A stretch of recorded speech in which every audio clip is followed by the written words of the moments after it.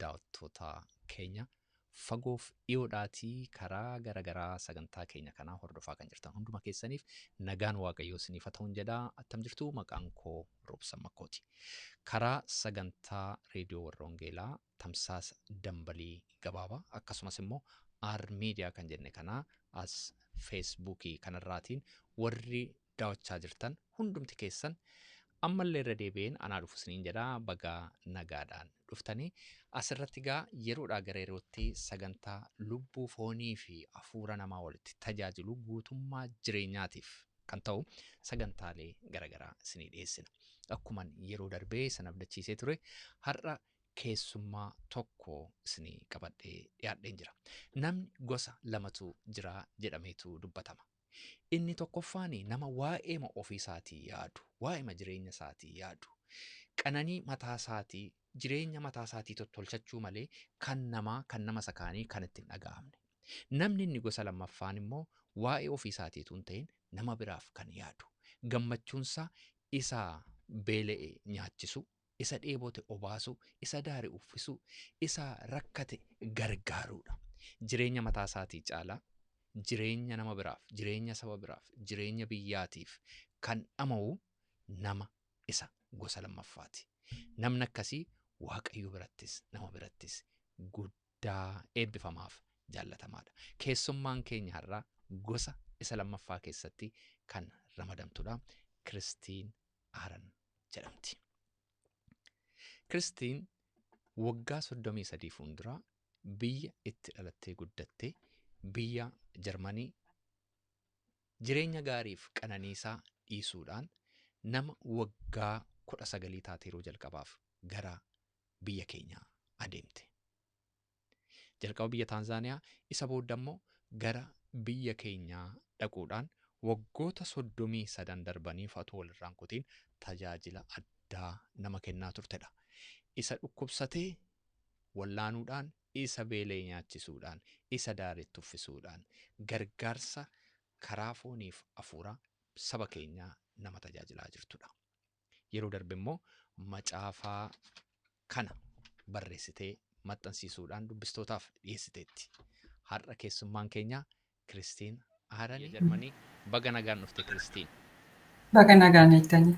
Meegaa yeroo ati ammas irratti dhiyaattu namootni baay'een ati dhalattuu biyya Jarmaniiti, faranjii tasirratti dhiyaate yookaan afaan Ingilizii yookaan afaan Jarmanii haasofti jedhee eegaa, ati garuu afaan Oromoo akkuman haasa'u kanatti haasofta. Mee afaan Oromoo kana eessatti baratte, attamitti baratte isa jedhu gaaffii kana teellaan itti dhufa. Jalqaba garuu Kiristiin Aaran eenyu gaaffii jedhuutiin maree keenya jalqabnaa. Mee seenaa jireenya keetii gabaabsiitii nutti.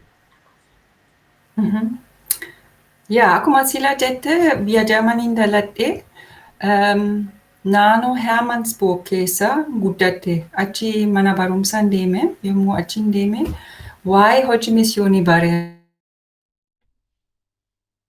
Tokko isaanii achi baranii gara biyya baay'ee deemanii. Yommuu kanan dhaga'e fedha guddaan qaba. Achi deemuun barbaada. Yommuu mana barumsaa koo fixee biyya Afrikaa nan deeman jedhe. Warra koo sodaatanii achi deemuu gaarii miti jedhanii. Ani obboleessa afuran qaba. Intala tokkittiidha waan ta'eef. Haa ta'u nan deema jedhe nan ilaala yoo taa'uu dide gochuun qaba. Waldarratti karaa amantii achi nama nu barbaachisa nuun jedhanii. Haa ta'u nan deeman jedhe. Warra koo amansiisuudhaaf aman deeman ilaalisa nan bara. Yoo hin taane lammaffaa deemuu hin barbaachisu jedhe. Akkas walii galeera. Achiin deeme ji'a 9 achiin ture. Ji'a 6 Taanzaaniyaa keessa ji'a 3. Gara jalqaba Taanzaaniyaa isa booddee gara Itoophiyaa. Itoophiyaa keessa Dr. Elsabet Knoche wal bareera dubbisuun deeme. Caaliyaa keessa, Walagaa keessa. Yeroo sana afaan Oromoo baay'ee hin beekne garuu afaan baruun qaba beeka. Hojii sana natti tole klinikii keessa. Ergaan biyya Jarmaniin deebi'e Jarmanii keessa waa'ee narsiin bare. Isa booddee Laandaniin deeme achuma deessistuun baree boodeen deebi'e gara Itoophiyaa. Akkas ta'e. Nama waggaa meeqaa turte yeroo biyya Itoophiyaa jalqaba deemte? Umriin kee meeqa ture? Yeroo jalqabaa 19 duwwaa. Yommuu barumsa fitte 27 ture. In deebitee waggaa 8 booda waggaa 27 yeroo guutuu deessistummaa barattee, neersummaa barattee, barumsaa fi ogummaa si barbaachisu hundumaa guuttattee gara biyya Itoophiyaa dhaqxe. Eessa Achiin dhaqee iddoo kam dhaqxe? Kulaaleen deemu isa jalqabaa Finfinneen ture. Achi mana barumsaa tokko gannaa keessa warra faranjiiniif kennanii afaanan bare. Nama 7 ta'anii. Afaan Oromoo baratte. Afaan Oromoo baratte. Baay'eedhuma namatti tola. Afaan Oromoo isuma koorsii yeroo sana nama 7 taatanii fudhattaniin akkas barte moo isa booda itti dabaltee baratte? Isa kana giraamarii isaa waa tokko bare garuu gara caalaa kilinikii keessaa nan shaakalee barumsa nan bare. Warra dhukkubsataas nama barsiisu mitire kana na dhukkubaa nan jedhu akka kanan bare. Egaa gara caalaa akka dhaqxeen baadiyyaa nama keenya gidduu dhaqxee jiraachuu jalqabdee nama wajjin akka gaariitti haasa'uu dubbachuu waan jalqabdeef afaan akka gaariitti baratte kunne dhuguma baay'isee namatti tola. Yeroo biyya Itoophiyaa keessa turte egaa yeroo achi turte waggaa 33 guutuu turte maal hojjetaa turte mee isa jalqabaarraa naa kaasi? Isa jalqabaa waggaa 6 caaliyaan ture kilinikii achi keessan hojjedhe warra deessistuutaan barsiise. Egaa kanan fittee boodee gara Boojiin deeme medical secretary ture waggaa 2. Yeroo sana kilinikii baay'ee dubbisan ture koorsiidha wanta akkasii. Kilinikii keessa hojjetaa turte waa'ee eegumsa fayyaa wajjin karaa wal qabateen hojjetaa turte jechuudha. Boodee medical secretary isa kana boodee waggaa 8 boodee jechuudha gara Laandaniin deebi'ee nan bare yuunivarsiitiin dhaqee waa'ee public health nan baradhe. Public health yookaanis immoo fayyaa hawaasaa baratte. Fayyaa hawaasaa sirriidha. Kuni adda mitire akka kilinikii miti. Akka kilinikii miti yaa. Mee isatti gama public healthiitiin maal akka biyya keenya keessatti hojjette teellaa itti dhufna. Garuu isa biratu naqin gaaffii tokkon si gaafadha. Waa'ee saba Oromoo jalqaba eessatti dhageesse attamitti dhageesseetu dhaxxee saba kana tajaajiluudhaaf murteeffatte? Yaa karaa misyoonii nan dhagaye. Misyoonii isa Hermannsburg yeroo jalqabame isa misyoonii kana jalqabe Kees Ludwig Harms ture. Louis Harms waa'ee saba Oromoo dhagaye. Kan isa hime Johann Kraft ture. Johann Kraft saba Oromoo bareera. Abisiiniyaa deeme achi bare. Isa booddee jaalala guddaa qaba. Kanaafis hin bareesse nama akkasii wangeelaaf barbaachisa. Yoo wangeela argatanii kun baay'ee gaariidha. Afrikaa guutuu gargaaruu danda'a. Kanaafis Louis Harms achi nama erguun qaba jedhe. Isa duwwaa miti warra Swiidinii akkasuma. Mee achirratti gidduutti na jalaa citee nuuf ufta. Louis Harms waggaa 150 dura ta'uu danda'a. Waggaa 150 dura. Waa'ee saba Oromoo kaasee biyya Jarman keessatti dubbatee isatu dhaga'ame mandaratti keessatti dhalattee guddatte namootni si dura turan isa dhaga'an. Yeroo sana wanta inni jedhe keessaa tokko saba Oromoo kana yoo wangeelaan qaqqabne guutummaa Afrikaa qaqqabuu dandeenya jedheetu dubbatee nuun jette.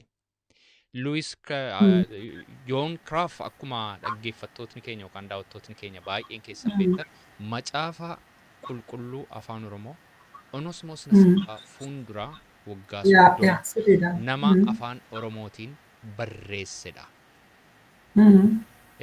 Isa kanachitti naa qabadhaati mee itti naa fufi. Yoonkiraaf hin dubbate Luwis Haarms immoo sarraatii dhaga'eetu biyya Oromoo wangeelaan qaqqabuutu nurra jiraataa jedhee dubbate. Yaa, Louis Hams karaa Johan Cruyff waa'ee saba Oromoo dhagaye. Johan Cruyff afaan Oromoo bare kakuu haaraa hiike Rufoo wajjin. Wanta Johan Cruyff nama baay'ee gorse saba Oromoo wangeela argachuu qabu. Isaan saba guddaadha. Yaa, isaan saba guddaadha. Wangeela yoo isaan bira ga'e uummata baay'ee gooftaa Yesuus baruu danda'u, saba kan biraas itti himuu danda'u. Saba Oromoo baay'ee ulfina kennaniif jechuudha. Isa booddee misiyoonii baay'ee kakaase. Dadammaqiinsa fuuraa guddaa Kakaase yeroo sana. Yaa, warra Swiidinii, warra Ameerikaas boodee dhufanii mitire yeroo sana. Johan Cruyff yaada dhiyeesse. Johan Cruyff yaa nama guddaa ture saba Oromoodhaaf. Itti dabalee immoo ganamee ture durba tokko mitire ishee gara Jaamanii deemte achuma amantii fudhatte waa'ee jireenya ishee caafamaa ture. Kuni warra ganamee nduute caafamee ture. Macaafa sana hiikama gara Ingiliffaa gara Faransaay. Nama baay'ee kiristaana baay'ee waa'ee jireenya ishee baranii, waa'ee Oromummaa ishee baranii. Daawwattoota keenya ganameenii waggaa 170 fuuldura natti fakkaata. Bara 1830 keessa miti. Garbummaadhaan ijoollota biyya Oromoo keessaa gurguramanii ba'an keessaa ishee tokko turte ganameen. Isheen darbaa dabarsa atuma gurguramtuu biyya Gibsi keessatti namni biyya Jarmanii tokkotu bitate miti. Isa booddee dhattee Jarmaniin galteetu waa'ee saba Oromoo kana dubbachuutti kaate. Karaa isheetii jalqaba dhaga'amee waa'een saba Oromoo hojii dhumti wangeelaa yaadni isaayyuu nuun jetti. Kiristiin isa kana macaafa ishee kana keessatti barreessitee jirti. Teellaa itti dhufna. Baay'ee gaarii. Egaa ati darbaa dabarsa waa'een Oromoo durii kaasee biyya Jarman keessumaa naannoo Hermansborgitti ganamee faarraa kaasee ganamee irraati immoo darbee gara Johan Cruyff fa'itti isa booddee karaa Louis Harms faa dubbatamaa isa turetu waldaa keessatti gaafa dhageessu nan naqaa biyya Oromoo jetti atis. Isa booddee waggaa Garuu Tanzaaniyaas dhaqeera. Yommuu deemee murteessine garuu ergan baree Itoophiyaa nan deebi'aa achumaa hojjechuun barbaada jedhe murteesse. Baay'ee gaariidha. Amma gaati yeroo sana Taanzaaniyaa deemteetta. Biyya Afrikaa biraa agarteetta. Dhuftee biyya Oromoo yeroo agartu attamittiin gara biyya Oromootti deebi'uudhaaf murteessite Taanzaaniyaa dhiisteere. Yaa, biyya Itoophiyaa yeroo sana rakkina baay'ee qaba. Akka kun karaa amantii kooti Waaqayyoo iddoo rakkina guddaa jira na erguu qaba jedhee murteesse. Kanaafis biyya Itoophiyaan deebi'an jedhee murteesse. Baay'ee namatti tola kun Waaqayyo guddaa si haa eebbisu. Egaa hojii ati biyya keenya keessatti hojjetaa turte keessaa kan tokko kan ta'e dhukkubsattoota podoo irratti isaaniin gargaaruudhaan hojiitti hojjetteef tajaajilli fudhatte iddoon guddaan kan kennamuudhaaf. Maali podoon kun akkamittiin gargaarta namoota kana? Mee dhaggeeffattootni keenya tajaajila ati gama sanaan laachaa turteef laachaa jirtu atuu atiin dubbatiin fuuldura mee viidiyoo gabaabduu tokko podoon kun dhukkubni podokooniyosis jedhamu kun maal akka ta'e akka isaan hubataniif viidiyoo xinnoo isheetti agarsiisna wayyuu. Gaarii.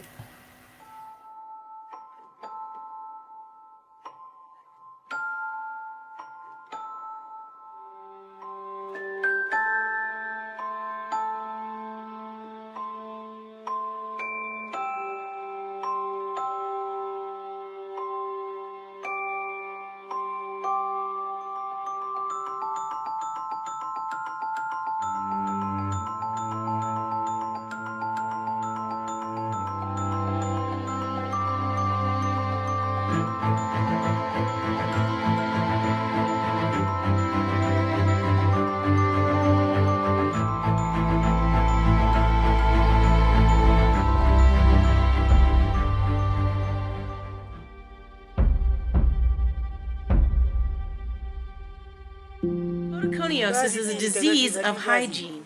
When feet go unwashed and without shoes, the continual exposure to the volcanic silicas in the equatorial tropical areas of the world allow irritant particles to be absorbed.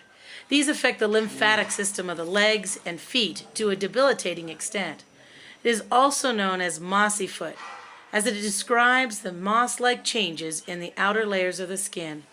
As a result, the legs are engorged and the feet grotesquely disformed. Podoconiosis is a terribly stigmatizing disease, misunderstood by most who are afflicted. Many feel it's an irreversible curse from God.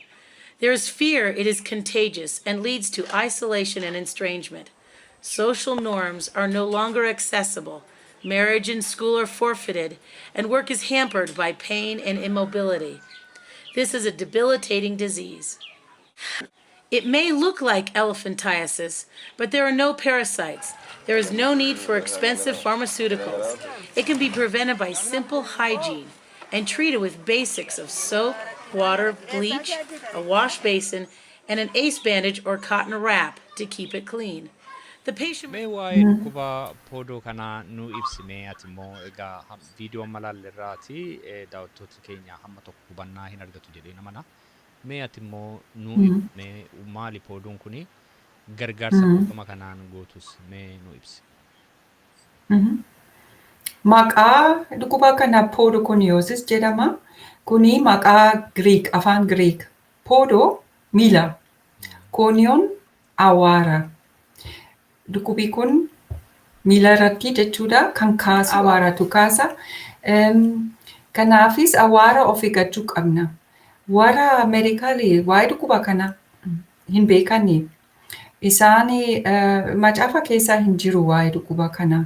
Waa'ee filariasis beekna. Qoricha sana kennina garuu podoconiosis adda adda. Qoricha baay'ee hin barbaachisu. Qulqullina barbaachisa. Miila dhiqachuu. Awwaara sana nama miidha waan ta'eef galgala sammuudhaan dhiqachuu. Guyyaa keessa qulaadhaan adeemu, miila qulaadhaan adeemuu hin jiru. Qophii qabachuu qabu. Dhiisuu qabu. Kaalsii qabachuu qabu. Kun baay'ee salphaadha. Miti waa guddaa miti. Erga kana nama bira ga'uu qabna. Kanaafis gurmoo poodoo qabala irratti jalqabna. Nama waamna. Isaanii wajjin soofna. Amantiidhaan jaalala argisiisuudhaaf isaanii wajjin gaaffii gaafanna miti nuyi yaada keenyaan dhiyeessina. Isa booddee wanta barbaachisaa gatii rakasa nu gurgurama. Wanta akka saamunaa, zayitii, qodaa miila dhiqachuu irratti kaalsii. Gaafa sana hin dhiqatu. Namoonni miila isaanii hin dhiqatu.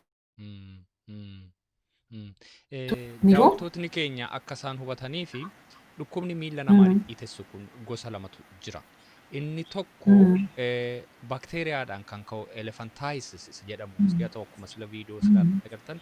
Inni biraan immoo yeroo namni miila qullaa adeemu awwaarri miila namaa irriteet gochuurraatiin kan ka'e dhukkuba nama qabu poodoo jedhamudha jechuudha. Inni kun antibiyootiksiin barbaadu garuu miilluma dhiqachuudhaan qulqullina miillaa eeguudhaan miila qullaa deemuu dhiisuudhaaniti dhukkubni kun ofirraa ittisuus fooyyessuunis hin danda'amaa nuun jetti Kiristiin. Isa kanagaa naannoo baadiyyaa naannoo gandaatti gartuu poodoo dhaabanii gorsa kennuudhaan waan ittiin miila dhiqatan zayitii saamunaaf akkasumas immoo caammaa kaawwatamu hiruudhaaniti dhukkuba kana akka ofirraati gochaa jirra nuun jetti Kiristiin. Kun dhugumaan wanta guddaadha. Wanta ati kaasta tokko immoo jira sila kun liistii dhukkuba warraa liistii WHO keessa kan hin jirredha kan itti himte. Kan akka beekutti amma yeroo dhiyootti dhukkubni kun gosuma tokko jedhameetu namoota miilli isaanii dhiita'uu fi antibiyootiksiin kennamaa ture garuu kun hin fayyisu.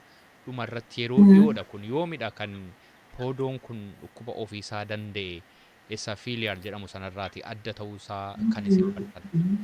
Yaa kara WHO 2011 itti fudhatanii. Waggaa 10 dura.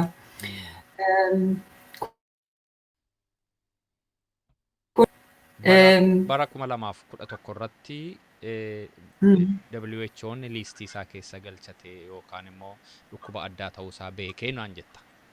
Mee kanaafuu fi gidduutti citee ture. Yaa maaliif hamma kana ture gaafachuu hin dandeenya mitire dhukkubi kun balleessan jalqabne akka HIV miti.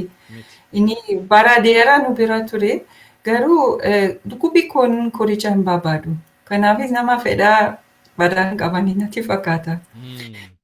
Atuu dhukkuba qorichaa barbaadu ta'ee silaa warri qoricha hojjetanii gurguratanii kaampaniin pharmaceutical kaampaniin kun silaa irratti ilaalcha kennanii fi qoricha hojjetanii gurguramma garuu gatii qoricha hin barbaanne dagatamee naan jechaa jirta. Wanta dhukkubi kana barbaada jaalala. Jaalala waa. Jaalala barbaada. Miila isaanii ilaalu. Iddoo tokko tokko footootii na ergite tokko tokkorra yeroon ilaalu namoota poodoo dhukkubsatan kanaa yeroo gargaartan miila isaanii harkuma keessaniinatu gilaaviin kaawwatiin gwaantiin kaawwatiin qaqqabdanii itti siqxanii wajjin haasa'uudhaan jaalala agarsiisuudhaaniti wal'aantu. Mee isa kana mee natti himi maal agarsiisa kun akkas gochuu keessa? Ilame nuyi kiristaanaa mitire gooftaa Yesuus nama baay'ee fayyise. Si'a tokko nama harkaan qabadhe. Warra qulqulluu miti jechuudha warra lamti kan qabani. Kanaafis nama sodaa hin jiru ati qulqulluudha jechuudha. Ergaa guddaa qaba mitire. Ergaa guddaa qaba. Akkuma wangeela keessatti gooftaa Yesuus Kiristoos warra dhukkubsattoota warra hawaasni achi ofirraatii dhiibee harkaan qaqqabu sana isinis akkuma kana guutu. Kuni baay'eedhuma jaalala agarsiisuu guddaadha. Maaltu itti dhaga'ama dhukkubsattooti kun yeroo isin akka kana gootan? Akkuma dhaga'ee walii wajjin haasa'u itti waliif himu nu tuqxe nu hin sodaatu. Waraana yommuu walitti haasa'anii nu hin sodaatanii jedhu.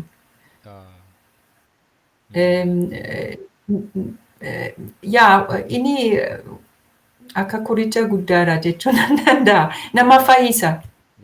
Baay'een isaanii hin gaddu. Ofii tuffatu. Waa'ee foolii isaanii. Amma yoo nama dhufu isaanii wajjin nyaatu of tuffatu.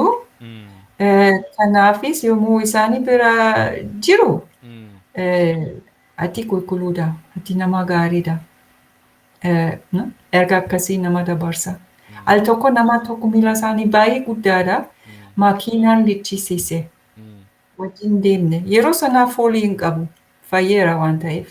Liiftii kennitee fi makiinaa kee keessa gashitee wajjin adeemte. Namicha makiinaa littee deemee baay'ee gammade. Waldaa baay'ee dubbise. Waa'ee poodoo barsiise. Kunoo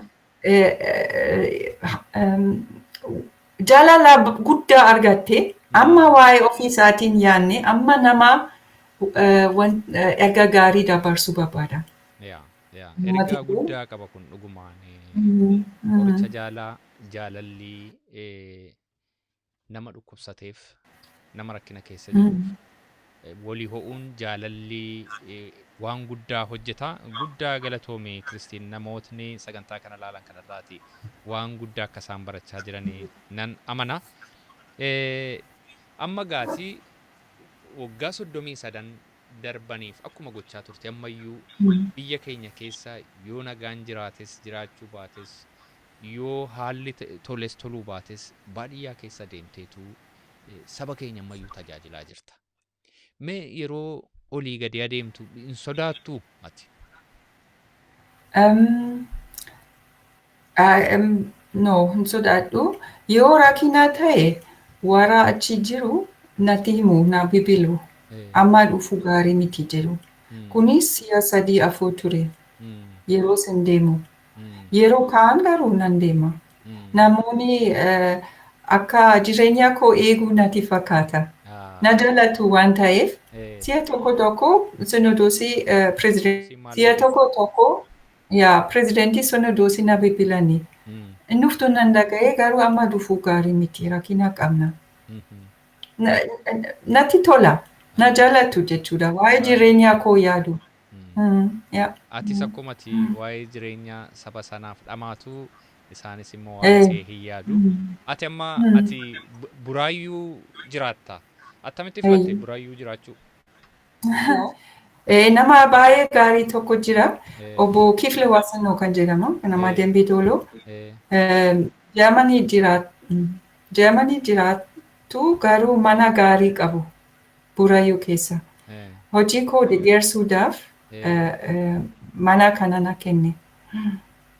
Isaantu achi jiraadhuudhanii mana ofii ijaaran sii kennan Obbo Kiflee Wasanuu. Obbo Kiflee Wasanuu Waaqayyo isaan haa eebbisu. Kiristiiniinis Waaqayyo haa eebbisu. Guddaa namatti tola. Yeroo mee gara haasaa gara biraatti immoo ceena mata duree gara biraatti. Yeroo darbee macaafaa kana maxxansitee baaste. Macaafni kun dubartoota keenya irratti kan xiyyeeffatudha. Guutummaadhaan macaafni dubartoota irratti xiyyeeffatu biyya keenya keessatti haala kanaan yeroo inni barreeffamu an hin beeku tarii dhaggeeffattootni yookaan daawwattootni keenya beekuu danda'u. In memory of them jedha afaan Ingiliffaatiin. Afaan Oromoottis hiikameera macaafni kuni. Seenaa dubartoota keenya lakkoofsaan 30 ol ta'an ganamee faarraatii jalqabee Dimboo Garbaafaa, Asteer Gannoofaa dabalatee, Qanaatuu Karoorsaafaa dabalatee, Tsahaay Tolosaafaa namoota hedduu seenaa keessatti abbaa manaa isaanii dudduuba dhaabbatanii hojii jajjabaa hojjetan seenaa isaanii ifatti baastee macaafaan maxxansiistee baaste. Mee macaafa kana barreessuuf maaltu si kakaase Kiristii? Kan nu kakaase Eebbisaa Ashaanaa wajjin barreesse. Waggaa 3 dura yeroo ayyaana Maartin Luther ture 2017 keessa jechuudha.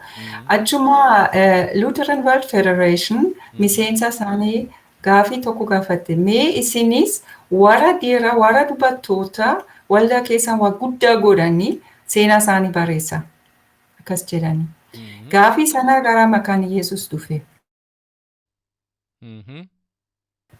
Waa'ee dubartoota eenyu jira wallaalanii.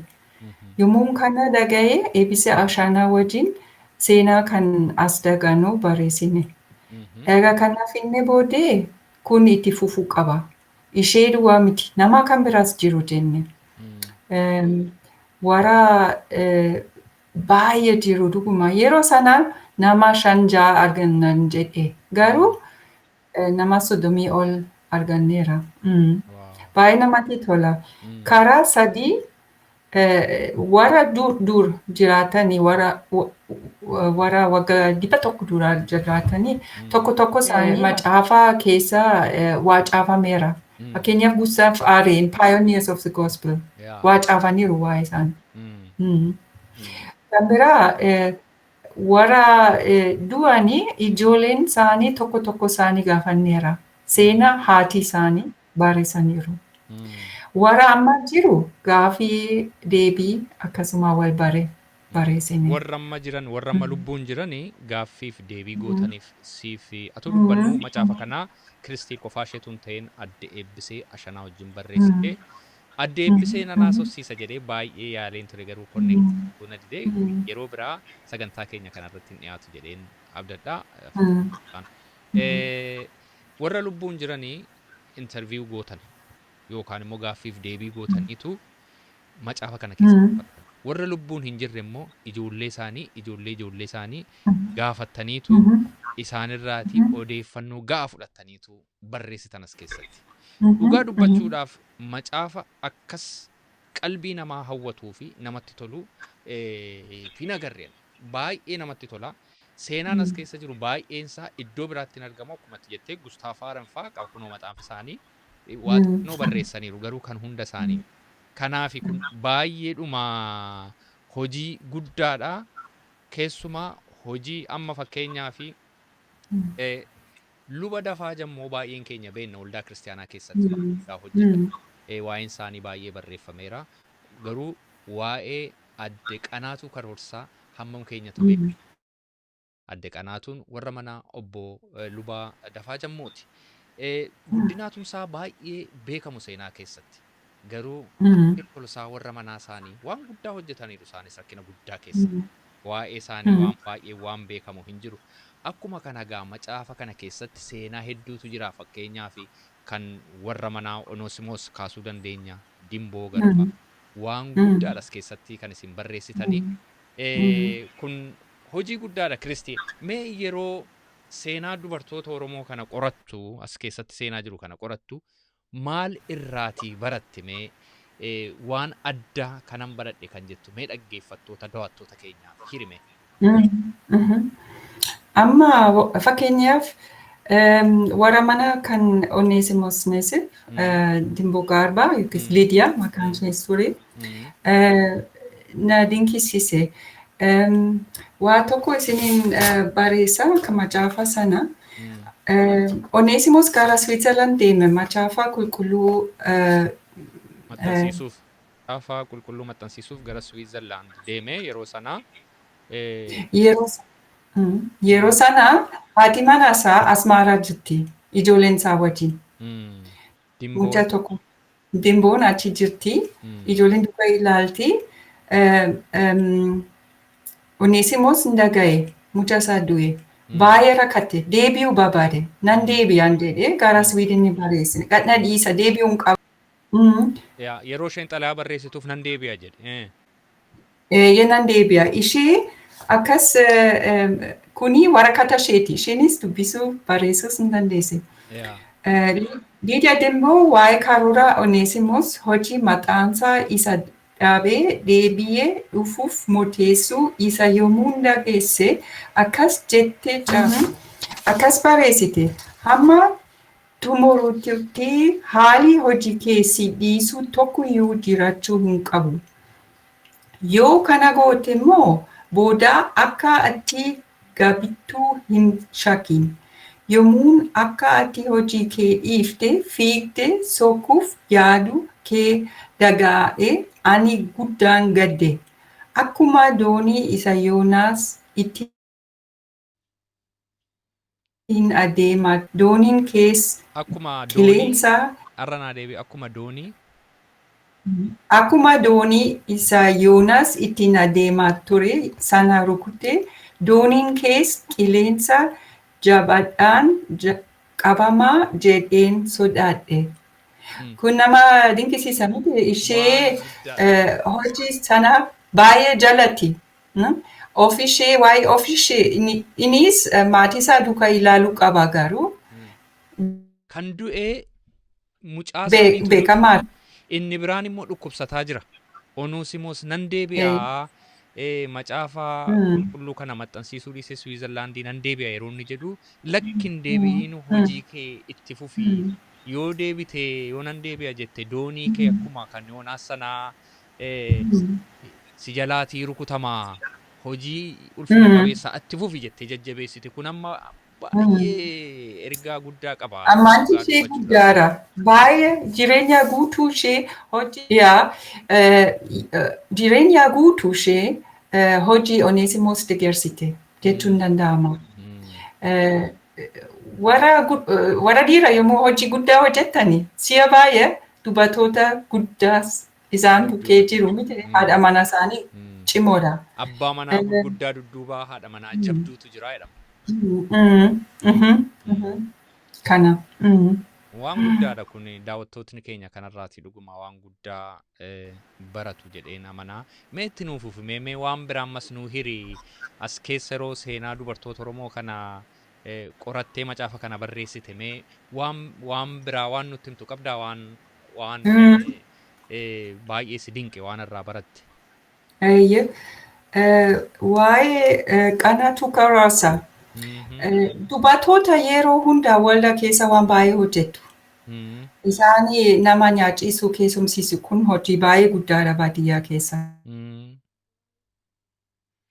Hojii guddaadha itti naafuuf. Hojii guddaadha garuu kana duwwaa miti. Waan tokko isiniin dubbisa. Guddina waldaa kiristaanaa karaa adda addaa gammachaniiru. Jaarsoliin waldoota amantoota hedduun luba lafaa irraa gorsa argachuuf dhufu. Taasimoo lubadaffas naannoo adda addaa irra namoota 15 waamanii macaafa qulqulluu dubbisuu fi faarfannaa barsiisu. Jarri sun ji'a 3 aera turanii. Baratu Ade Caaltuu Ade Dastaa Boqqaassuu fi haati mana luba Ashaanaa nyaata qopheessanii namoota kanaaf kennu. Dubartoonni ollaa isaanii immoo qoraanii fi bishaan fiduuf. Kun hojii guddaadha. Amma dhaggeeffadhaa. Ade kanaatu qubee saabaa, aboomee koonaa fi faarfannaa isaan barsiisu. Qubee saabaa, abboommi kurnanii fi faarfannaa barsiisu isaan yeroo sana.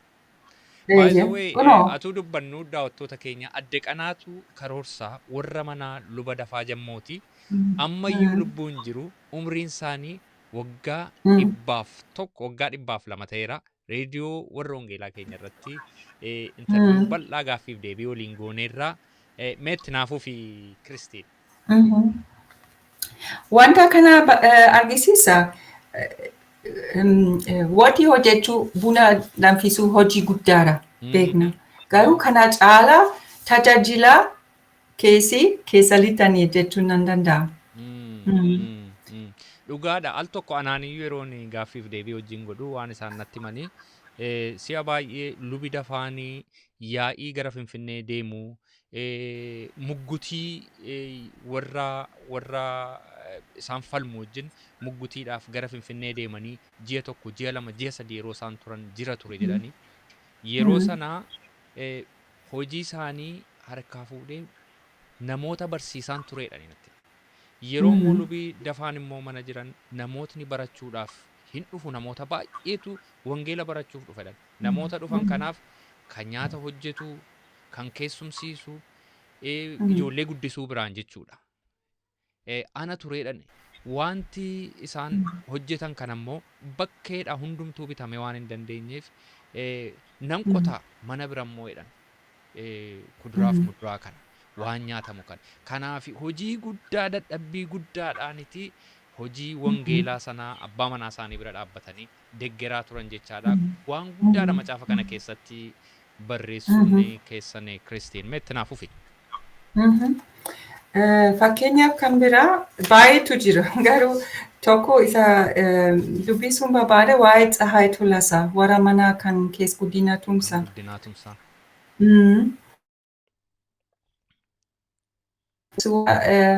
Ade Tsahaay Tolasaa caafameera. Afaan Noorwee caafameera. Afaan Jarmanii caafameera. Garuu reefu Ingiliffaa itti hiikani waggaa 5 dura. Warra Itoophiyaa keessaa waa'ee jireenya ishee dubbisuu hin danda'ani jechuudha. Amma itti hiikameera. Afaan Oromoo, afaan Amaaraas hiikneera. Wanta isaan waa'ee jireenya isaanii matee duraa waa'ee seenaa isaanii rakkina keessatti nama wajjin ta'uu Waaqayyoo jenne. Rakkina keessatti nama wajjin ta'uu Waaqayyoo jettan mata duree seenaa adde Tsahaay Tolosaa yeroo keessatti barreessitan. Yommuu kana dubbistanii baay'ee rakkina guddaa argatte. Garuu dhuguma Waaqayyoo baay'ee ishee eege, jireenya ishee eege. Ishee waan baay'ee beekti waa'ee rakkachuu duwwaa miti waa'ee Waaqayyoo, waa'ee jaalala isaati. Waan baay'ee goote mana hidhaa keessa naannoo waggaa guddaan achi teesse. Mana hidhaa keessa Kassallee keessa turan. Yaa karaa isaanii macaafa qulqulluu mana hidhaa sana gale. Galgala macaafa dubbisanii kadhatanii kun baay'ee dinqiidha. Baay'een isaanii amantii fudhatanii. Waaqayyoo si'a baay'ee nama rakkina ijoolleen isaanii yoo rakkina guddaa keessa jiran hin gargaara. Eebba isaaniif godha nama biraatiif. Akkuma kana dubartoota jireenya isaanii baay'ee cimaadha. Itoophiyaa keessa biyya lafayyuu. Namootni Waaqayyoo gaafa rakkina keessa jiranii namoota biraaf waaqayyo eebba isaan godha jetteetu dubbatte. Adde Tsahaay Tolosaa irraa kaastee mee itti naaf Yaa, kuni dubartootas rakkina baay'ee qabu. Itoophiyaa duwwaa miti. Amantiidhaan garuu rakkina isaan irratti jijjiiruu danda'a. Eebba namaaf gochuu danda'a. Kunis argeera. Kuni dhugumaan waan guddaadha seenaa dubartoota kanaa irraati. Dubartoota jajjaboodha dhugumaan. Waan guddaatu irraati barama akkuma ammaa Kiristiin nutti himaa jirtu. Macaafni kun akkamitti argamuu danda'a Kiristiin? Mee ani hunda dura macaafa kanaa ofii keetii karaa poostaa waan naa ergiteef guddaan si galateeffadha. Macaafa dubbifamuu qabudha. Macaafa dhugumaan namni hundumtuu argee dubbisuu qabudha. Mee namootni yoo macaafa kana argachuu barbaadan eessaatii argatu Kiristiin? Yaa, isa Ingiliffaa printing press lit kan jedhama. Achi argachuun danda'ama. Garuu gatii isaa baay'ee salphaa miti. Warra macaafa barbaadanii tarii siif barreessuu danda'a. Baay'ee gaariidha. Ammumayyuu namoota baay'eetu macaafa kana akkamitti argannaa jedheetu na gaafataa jira. Karaa keessaa meesejii naa ergaa jiru. Namootni macaafa kana barbaaddan karaa keessaa na qunnamaa, ani immoo karaa isinatti argachuu dandeessan Kiristiin wajjin haasofneetu isinii mijeessina. Akkas wayya miti? Hin danda'amaaf. Nama Ameerikaa yoo ta'e fakkeenya warra waa barreessanii macaafa kana keessa argataniiru. Poostaa tokko kan macaafa 12 qabu ergeef isaanii achuma abbaa abbaatti itti dabarsanii. Wanta akkasii. Isa afaan Oromoo Itoophiyaa keessaan gurgurama. Karaa waldaatti. TV irratti xinushii TV irratti itti beeksisna. Garuu anaaf haaraadha hojii kana. Attamitti nama gurguruu dandeenya karaa babaanna amma. Garuu walda irratti hojiin kee gara eegumsa fayyaa keessatti tajaajilli kee macaafa barreessuu amma tajaajila haaraa dhufe atuu haasofnu waan ati naa kaaste tokko asirratti akka ati kaastuun barbaadu. Macaafa kanaa afaan Oromootti isa hiikame waggaa tokko keessatti hammamtu gurgurame naan jette? Yaa, baay'ee miti. Macaafa isa tokkoffaa. Lakkoofsa isaa nutti himi. Hammamtu gurgurame? 14 duwwaa. Macaafa 14. Ilaa daawwattoota keenyaa kun dhugaadhumaan waan baay'ee nama gaddisiisudha. Tarii itti sirriitti hin beeksisne. Wantan arge walda irratti yoo deemne lalabaa boodee daqiiqa 5 waldaa dubbisne waa'ee macaafa ibsine dhugumaan bitu. Waldaa tokko fakkeenyaaf waldaa Gulaalee keessa macaafa 70.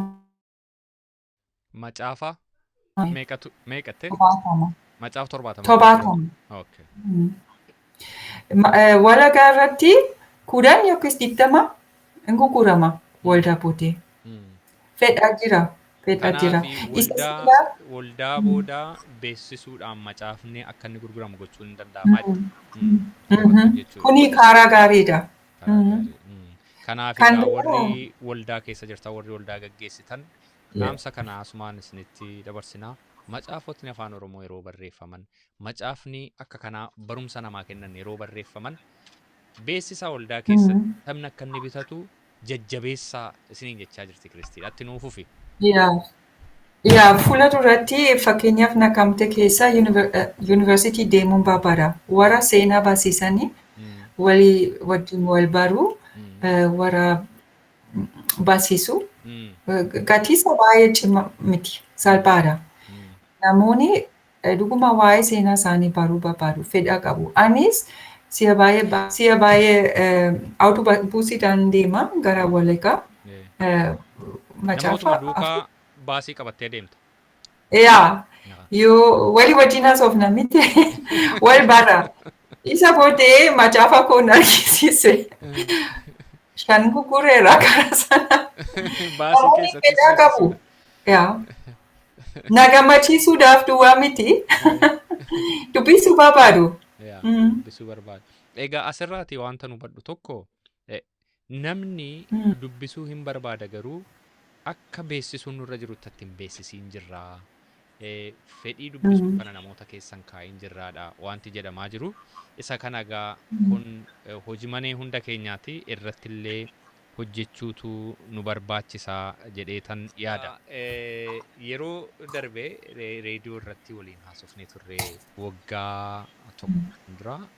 Yeroo sana maal karoorri kee gara fuulduraa jedhee yeroon si gaafadhu macaafaa dubartoota keenya irratti xiyyeeffate tokko barreessuudha. Isa jalqabeen jira.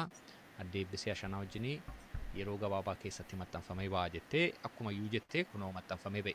Amma immoo Mm. karoorri kee ittaanu maal jedhee yoon si gaafadhee maal naa deebista? Mm. Yaa, amma macaafa kanaa gurguruu qabna. Innis hojiidha. Mm. Hojiin koo garuu gara caalaa karaa fayyaa mitiree? Fayyaa. Mm. Eegumsa fayyaa.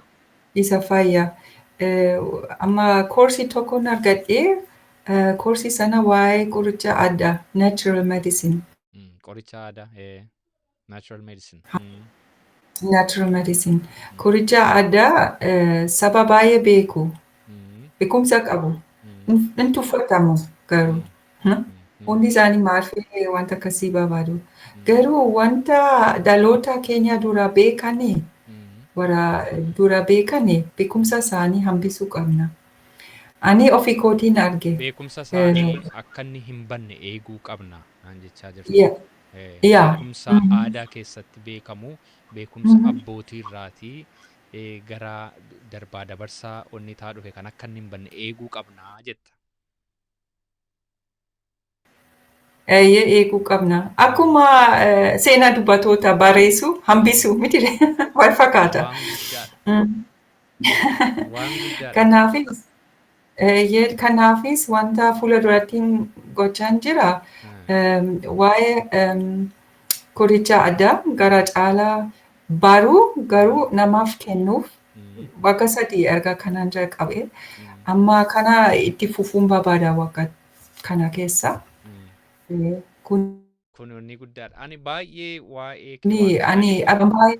waa'ee kee wanti ammati wanta nutti himaa turte keessaa wanti na dhibu waggaa 38 fuuldura 33 fuuldura biyya keenya dhaqxeetu waa'ee saba sanaa ilaaltee maali rakkinni jiru jettee deebitee dhuftee neersummaadhaa fi deessistuu barattee deebiteetu tajaajilte saba sana. Waggaa 10 fuuldura immoo rakkina waa'ee poodoo ilaalteetu biyya Ingiliziitti deebitee public health barattee deebitee tajaajilte saba sana. Amma immoo waa'ee qoricha aadaa kun baay'ee waan barbaachisaadha jetteetu dhuftee koorsiin fudhadheetti. Amma gaa deebitee aadaa keessatti beekumsa waa'ee qorichaa sabni kun qabu akka inni hin bannee fi irratti hojjedhaa itti. Mee maali itti galli kee macaafa barreessuudha moo gama kanaan farmasii banuudha moo maal gochuudha mee natti himi? Kuni beekumsa saba baay'eedha jechuudha. Saba biyya Hindii waa beeku, warra Chaayinaa waa beeku. Wanta dhukkuba baay'ee gargaaruu danda'a. Isa kanaan filadhe waa 3. Moringaa, Neem, Artemisia. Shaayii isaa dhugamaa, zayitii isaa waan nama gargaaruu danda'a.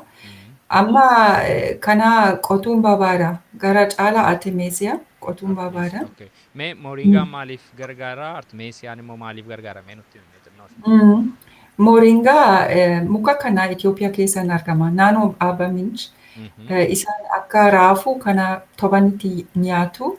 Kun baay'ee nama cimsa. Immunity nama cimsa. Of keessa waan baay'ee qaba. Ijoolleen kan hir'ina nyaataa qabu kana yoo nyaatanii waan baay'ee argatu. Itti dabalee immoo warra dhiiga ol kaasuu kan qabu fayyisuu danda'a. Gargaaruu danda'a. Fayyisuu utuu hin ta'in garuu baay'ee gargaara. Warra dhukkuba sukaaraa kan qabu daayibiitis isaanis hin gargaara. Beekamaadha. Dhukkuba dhiigaa yookaan Jaamanii hypertension, dhukkuba sukkaaraa yookaan diabetes kana gargaaruu danda'a jetta mooringaan. waan nama dinqisiisa kuni biyya Jaamanii yoo deemte hin gurgurama. Gatiisa baay'ee mi'aara. Namoonni baay'een beekanii. Amma gaa asirratti waan tokkoon Garuu waan baay'ee asirratti amma waa'een qoricha aadaa yeroo ka'u warri waa baratan warri waa'ee kanaa beekumsa qaban nama harkaan fuudhanii tuffatu si'a baay'ee waa'ee doozeejii dhukkubaatu qoricha kanaatu ka'a sirriitti hin qoratamnedha. Ati gama kanaan kanaaf yaadati qabdu maali? Akkamittiin hammamtu namaa kennama isa jedhu doozeejii isaa akkamitti beekanii itti fayyadamuun danda'ama? Yaa iddoo hundaa akkas fakkeenyaaf Jaamanii akkasuma jedhu warra qoricha kana hin barbaadanii waa'ee doozeejii isaa haasa'u yookiis nama ajjeesuu danda'u. Tokkoffaa kan nama ajjeesu baay'ee hin jiru. Lammaffaa isa beekamaadha. Garuu kan nama ajjeesu baay'ee hin jiru qoricha aadaa keessa. Qoricha aadaa keessa beekamaadha waa 3-4-5. Kan nama gargaaru baay'ee jira dhibba meeqatu jira. Baay'eedha. Lakkoofne garuu isa caalaa kan nama gargaaru jechuu kooti. Garuu kan nama miidhaa xinnoo jira. Qoricha kana karaa shaayee kennama. Doozeejii isaa beekamaadha. Kun haaraa hin jalqabne waa'ee kana. Har'a hin jalqabne haaraa miti dur abboota keenya irraatii waama dhufaa turedha jetta. Yaa wanta abboota yookiis gara caalaa haadhota keenya dubartoota beekumsa baay'ee qabu. Haadhota keenya beekanii yoo duukaa buune baay'ee gaariidha. Poodoo irratti muka tokko jira biyya Hindii keessa niim. Muka kana zayitii isaa waagoonna. Baay'ee nama fayyisa warra dhukkuba poodoo. Kana na jalqabsiisa. Dhukkubama poodoo iyyuu kan ittiin wallaanamu qoricha aadaatu jira. Saamunaa isaa. Atti gargaartan saamunaa ittiin dhiqatu hin fayyisa. Waa dabalama Itoophiyaa keessa. Waa qoricha aadaan dabalama. Akkuma ani ilaale baay'ee nama gargaara. Ofii keenyas hojjenna. Horii baay'ee kaffaluu hin barbaachisu. Kuni bu'aa guddaa qaba. Ani nan dursa qoricha sana yoo danda'ame. Kuni waan guddaadha. Ofii kootii dura fudhadheen akka inni waan nama hin goone namatti agarsiisaa jetta. Amma yeroo warra dhukkuba poodoo qaban iyyuu gargaartanii akkasiin atti himtetti waan alaa bittan hin jiru. Saamunaa ittiin dhiqatamu isinuma ofii keessanii hojjeta. Gartuu si wajjin jiran. Akkasumas immoo zayitii dibatamu sana isintu hojjetaa bakkeedhaan bittanii. Kophee ofii hojjenna. Kophees ofiima keessaniitii hojjetu. Kun baay'ee Hijaatii keessa. Isa projektii sustainable. Yaa sirriidha. Kun baay'eedhuma nama gammachiisa. Mee waan tokkon si gaafadha amma ati waan baay'ee hojjetaa jirta amma keessumaa dhukkuba poodoo irratti amma namootni sagantaa kana laalan akkamitti kana keessatti hirmaannee gargaaruu dandeenya waan jedhu yoo kaasaniif akkamittiin hirmaatanii isin gargaaruu danda'u? Yaa dhukkuba poodoo baay'ee jira. Itoophiyaa keessa miliyoonii 1 walakkaa. Rakkina guddaadha. Wanta barbaachisaa nama wajjin haasa'uu, barsiisuu, amansiisuu, gargaaruu, akka waa salphaadhaan of gargaaruu danda'u miti. Kuni egaa waa guddaa miti. Horiin yoo baay'ate rakkina fida mitiiree jettee isatti dubbatte. Yaa sirriidha. Ani projektii guddaa keessa kan miliyoonii qabu hojjedheera mootummaa wajjin. Kuni rakkina baay'ee fida. Kan biraa fida. Kanaafis isa kanaan birrii miti. Dhuguma sustainability kuni karoora keenya ta'uu qaba. Nama amansiisu namoonni waan baay'ee ofii danda'u. Kunis mataa keenya yaada keenya jijjiirachuu qabna.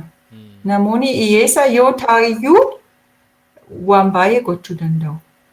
Ani ofii kootii akka hiyyeessa isaanii ni ilaalu.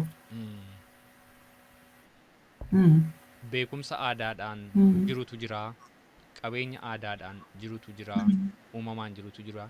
Isumatti fayyadamnee rakkina keenyaaf furmaata kennuu dandeenyetta.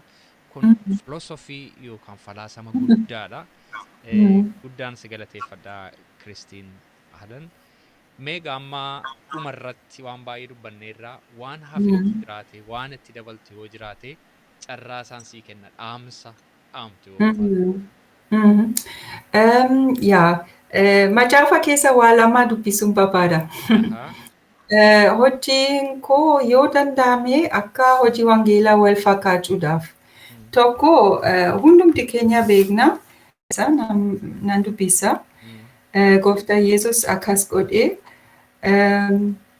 irbaata irra kaa'ee wayyaa isaa of irra fuudhee kaa'ee erbee tokkos fuudhee mudiitti suqqate.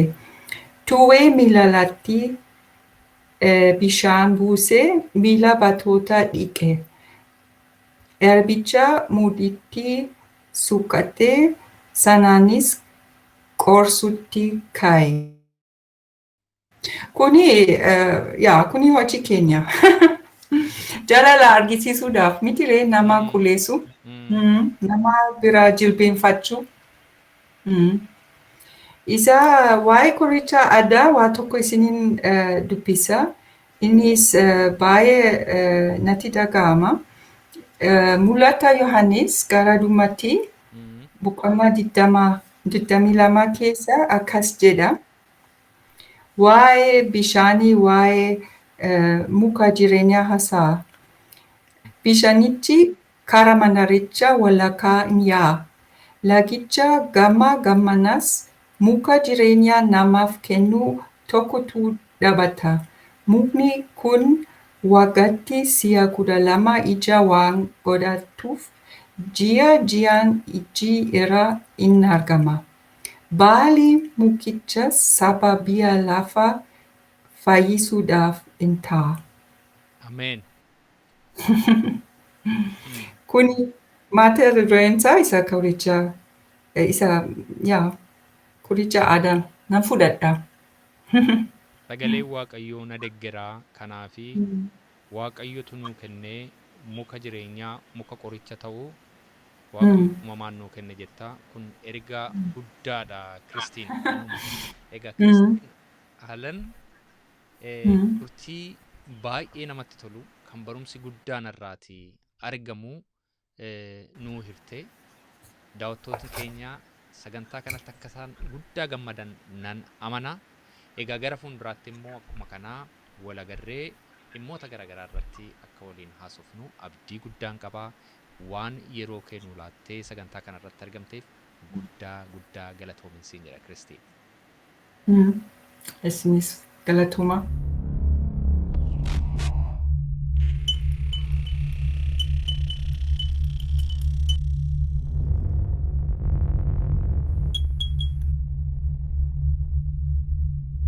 Egaa jaallatamtootaa fi kabajamtoota daawwattoota keenya sagantaa keenya irratti akkasuma guddaa gammadan baay'ee amana. Seenaa jireenyaaf tajaajila obboleettii keenya Kiristiin Ahlan irraati waa hedduu waan baay'ee akkasiin barattan nan amana. Egaa torbee immoo sagantaa addaa isinii qabannee dhiyaanna. Hamma torbeetti nagaa Waaqayyootiin turaa qopheessee kan isinii dhiyeessee ana obboleessa keessan Roobsan Makkooti. Yeroo eebbaa qabaadhaa. Sagantaan kun yoo isinitti tole sheer gochuudhaan namoota baay'ee bira akka inni ga'u godhaa naa eebba niin jedha.